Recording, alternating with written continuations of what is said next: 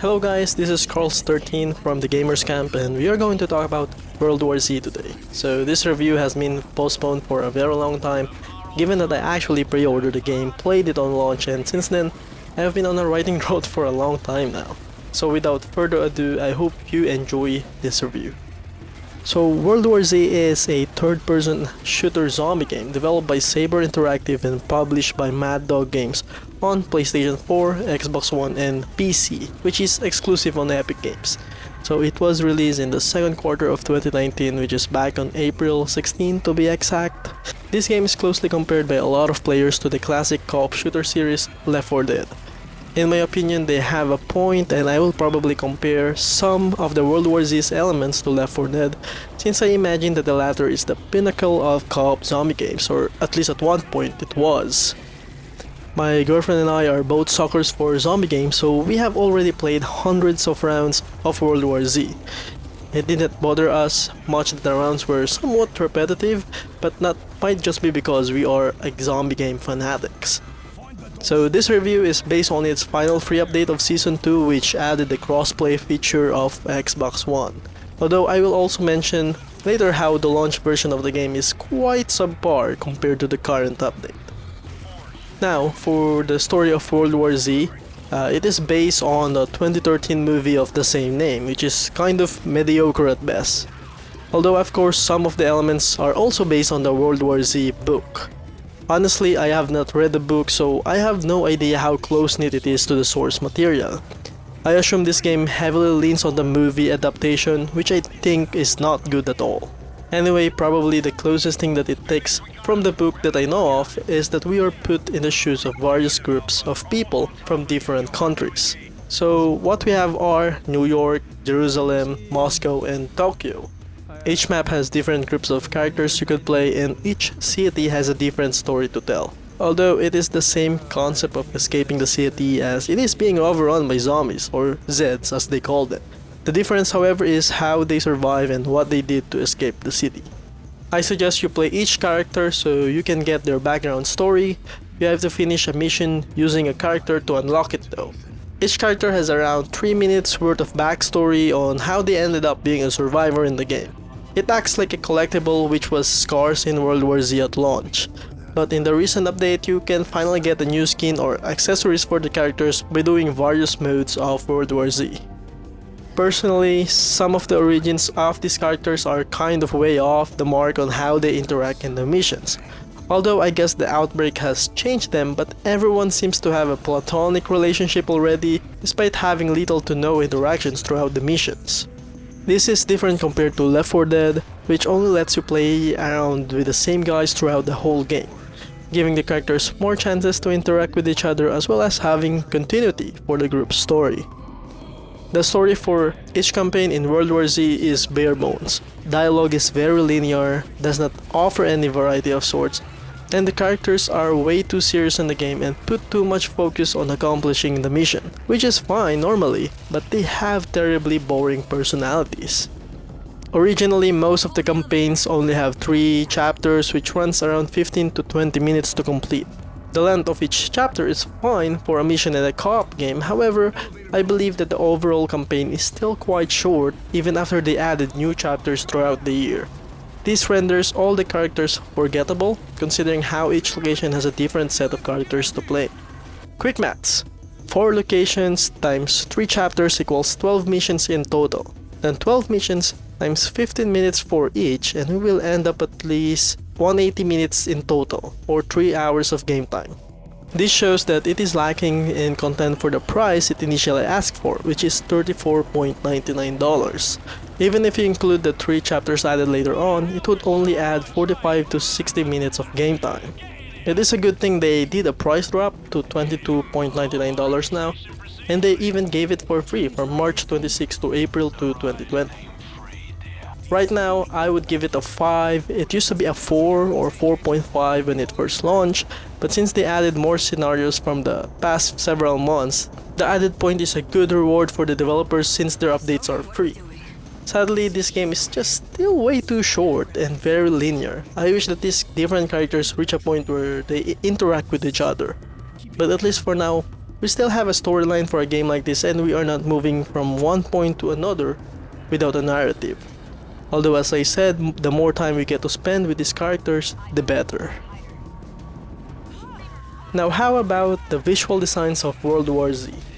The graphics of World War Z are definitely not that great, but imagine hundreds and hundreds of zombies running towards you in a video game.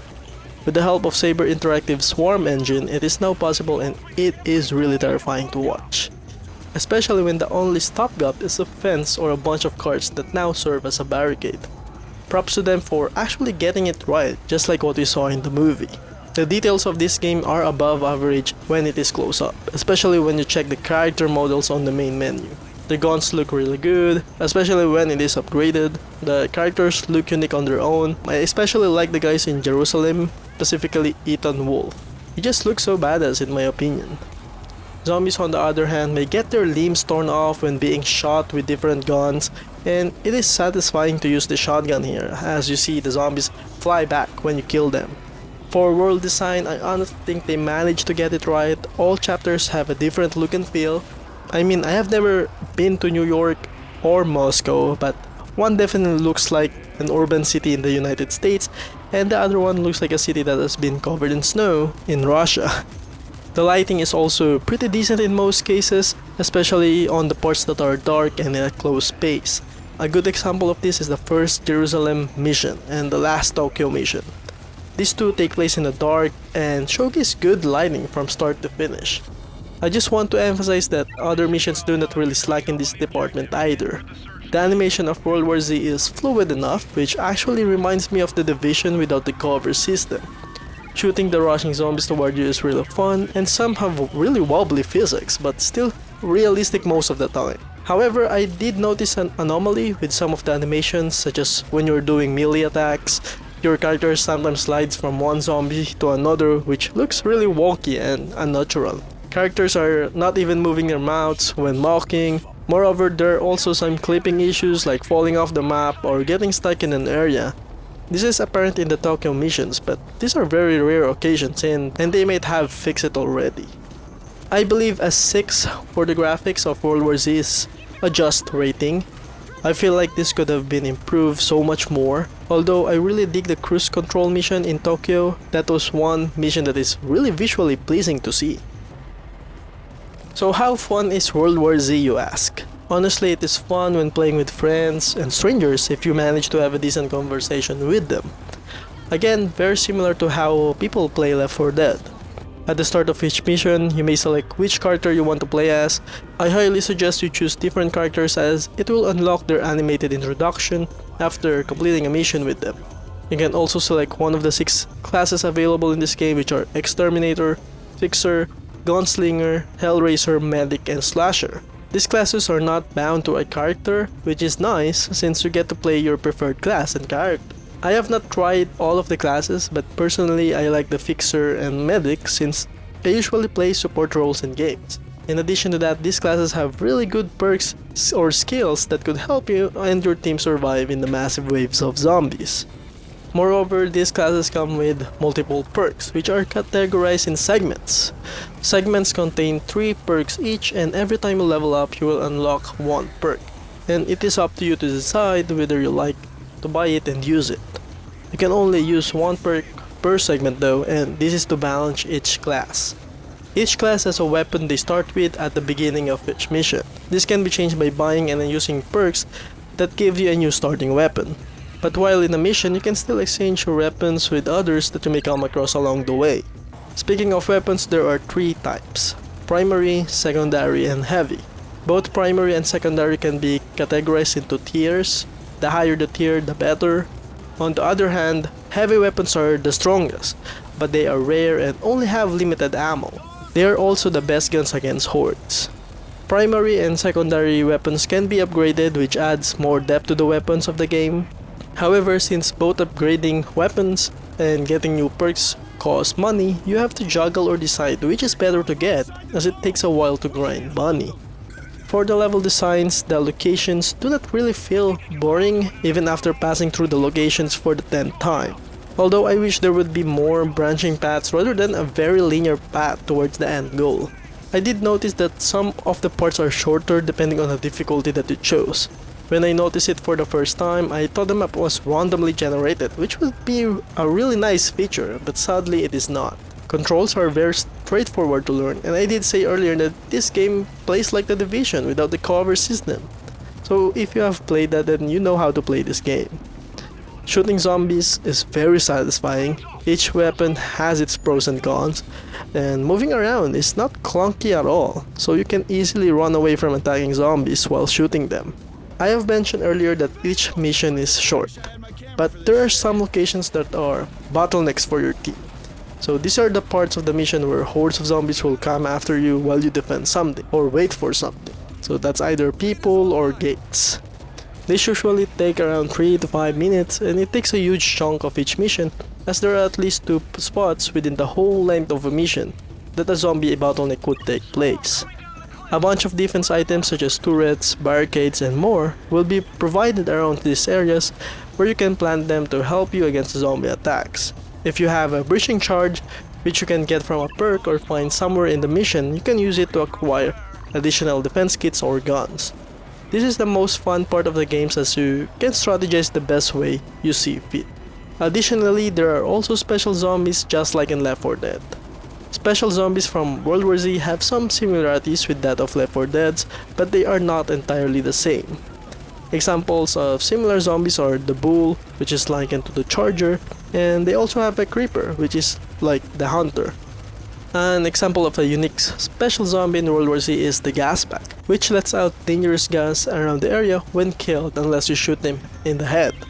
The Infector is another special infected which spits at you and affects your vision. You also have to disinfect immediately before you turn into a zombie.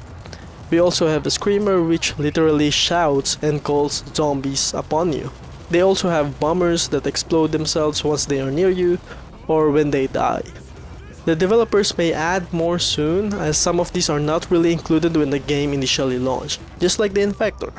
As for the difficulty, easy is way too unchallenging even if you are level 1. Normal is a lot difficult if you haven't reached level 5 yet, or if you are not used to playing World War Z. I suggest you play normal once you reach level 4 to give you a challenge, plus you have 2 usable perks unlocked by that time. The hard difficulty and anything above that are the real kickers if you want a challenge. No medkits when you start the mission, lack of supplies along the way, and friendly fire zone.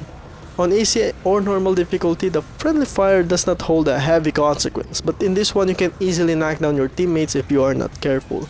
Once you have unlocked all of your desired perks, try very hard and insane. After that you have the 6 skulls or extreme difficulty, which cranks it way more. This makes the game not feel boring even after several runs, and I believe it is worth playing all the missions at least until on the insane difficulty. So what makes this mission exciting is that they are fast paced and really heightens your alertness, especially during parts where there are zombie swarms.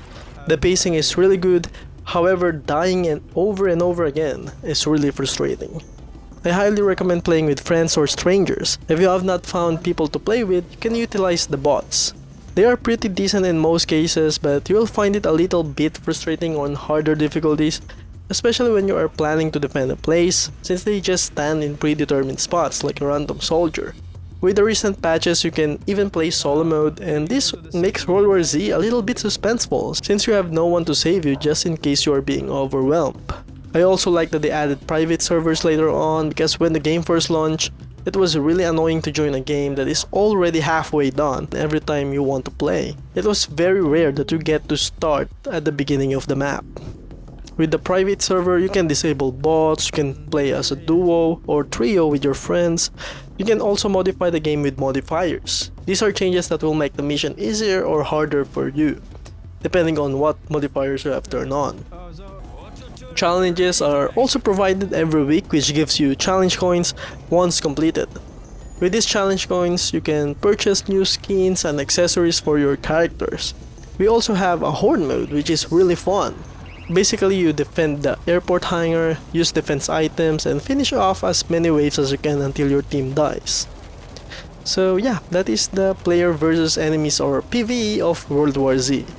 It is really fun and I think it deserves an 8.5 at most, if only the developers focus on this part more instead of the game's PvP. Yep, you heard it right, World War Z has PvP for some reason. I am not saying PvP is bad, but this game doesn't even have the survivors versus zombies type of PvP. Instead, it just has the mindless PvP with sprinkle of zombies on it as a gimmick. I think that they focus too much on the PvP aspect of the game as it has more than 5 modes. This really reminds me of the first Star Wars Battlefront. A lot of game modes and only a handful are playing them. Basically, 60% of the modes are not used at all. And now that the game's initial hype has gone down, I'm pretty sure I only get to play 2 modes, Swarm Domination and King of the Hill. I only managed to play those modes because of the quick match feature, which allows players to join lobbies with a lot of people already. It is not fun at all, and you can play other better games without the zombies. It has the typical class system that you level up, and they also have a different loadout per class.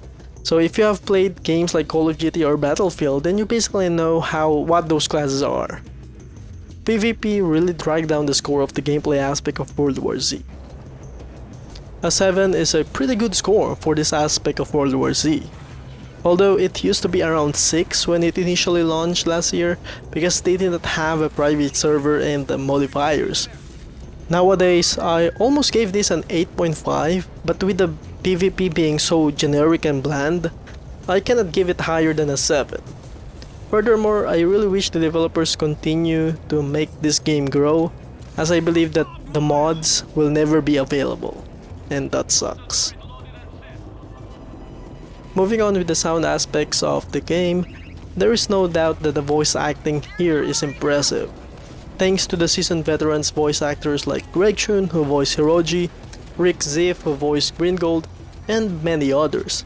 Of course, we also have newcomers such as Kyoko Okazaki who voiced Kimiko, Shani Atias as Mizari, and Yutaka Takeuchi as Tatsuo.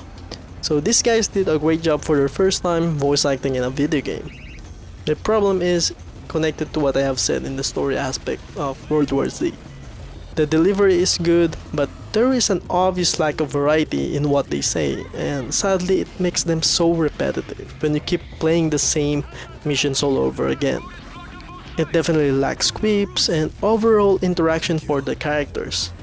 One good example is the Horde mode. It is a new mode, but there is little to no dialogue added, and that was mostly just the PA announcer. As for its official soundtrack, it builds up to the urgency of the game, especially when the zombie swarm happens. This is not a horror game, this is a fast-paced action zombie game, and for that, the soundtrack greatly fits all together. And some of the scores are really good. The overall game design is solid, shooting zombie flesh has that crisp feel to it, guns have different sounds, although most of them probably sound suppressed since you would prefer it that way in a zombie apocalypse. Special zombie sounds are distinguishable from one another, and explosions are loud but not too much. The ambience is fine, no place is quiet, and if it is, you can still hear the wind gushing. You can also hear where the hordes are coming from before they are near you, so you can prepare yourself for the wave of zombies. I would give this aspect a 7. Yes, I highly praised the voice actors for this one. Some parts of the soundtrack are actually great, and the sound design is pretty well made. I initially gave it an 8, but the lack of variety in dialogues hurts the rating. For the soundtrack, as much as I like some of it, there are also parts that sound generic despite being a great fit for the game. For the replay value of World War Z, it is best correlated with the story and the gameplay that we have discussed earlier. This game, just like Left 4 Dead, is best to do reruns of the same mission over and over again. For World War Z, this is a way to grind for money and level up your classes. Yes, the game is too short, since you can basically play the whole game in just one sitting as it is just around 3 to 4 hours long. However, you have to play all of this mission again and again on a different difficulty. It would probably take you at least another 2 to 4 hours of grinding to get your first prestige, unless you do some of the game's exploits to get money. I'm actually glad that they have brought down the price from $39.99 initially to $34.99. and that was when I bought the game on its launch date. Nowadays it has dropped to $22.99 after a year being on the shelf. This has relatively better pricing than before. Plus, props for Epic Games for making this game free for a week during the pandemic. And it really boosted their player base, but despite that, PvP is still dead. Apparently the servers cannot handle a lot of people also, so I've never really had a disconnection issue since launch until the time this game went for free. Now I get disconnected every 10 to 15 minutes, which is really annoying. It happens mostly during Horde mode too. However, reinstalling the game seems to fix the issue, so I've never really had disconnection after doing that. I also like that most of the updates are free. Now they have a challenge mode, Horde mode, and a couple of new story missions. Crossplay is also now a feature for PC and Xbox One users. PlayStation 4 may take a while before they get that feature. Those are the Season 2 updates. However, this game still lacks content. You need more story mission, and Horde mode sadly only has one map. On the other hand, challenge mode varies every week, which is fun to play. A good example is that you may get nerfs, like your perks and attacks are a lot weaker than usual, but you will encounter fewer hordes in return. They recently announced a new version of the game which they called World War Z Game of the Year Edition. It will come out on May 5 and it will include new weapon packs, new character packs, and new 3 PvE episodes set in Marseille, France. Sorry if I butchered that pronunciation. So this is a good thing, but they did not announce how much a DLC would be, as it is not free. For the replay value, it gets a score of 6, mainly because it is really a fun game, especially when played with friends, despite its shortcomings. This game still has a pretty decent amount of potential to be better in the future, and it can be more fun if we get mods in the game, but that is unlikely. Finally, we've finished up all the aspects of World War Z, and for the conclusion, it has a score of 6.2 out of 10. So it sounds like a good score in my opinion, but anything above 5 from my perspective is an above average game, so this game is in no way terrible. Yes, this game is definitely lacking in the story aspect, with all the different characters being played with their boring personalities, which drag the score down a little bit. But it can be improved upon as long as the developers provide more storylines and content in the future.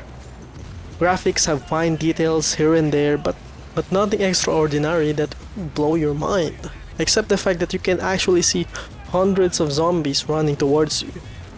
Replay value for what the game is priced now sounds really reasonable at $22.99, and you can probably get this game with $10 off voucher when Epic Games Store has a sale, but most of you probably got it already when it went free for sure. Gameplay and sounds are the high points of World War Z, especially the gameplay, as it could probably go higher if only the developers focus more on its PvE aspect, or just deliver a better PvP experience overall. But despite that, it's still a fun game to play for hours, especially with friends. So that is all for my review of World War Z. If you plan to get this and you missed the chance to get it when it was free for a week, make sure you have at least one friend to join you, because it was more fun with them rather than strangers. Thank you guys for watching. Finally, the streak has ended for me on writing reviews, and hopefully I can do more this year. If you like this video, do not forget to subscribe, it helps a lot, and share this with your friends. Once again, thank you, and see you guys next time. Bye.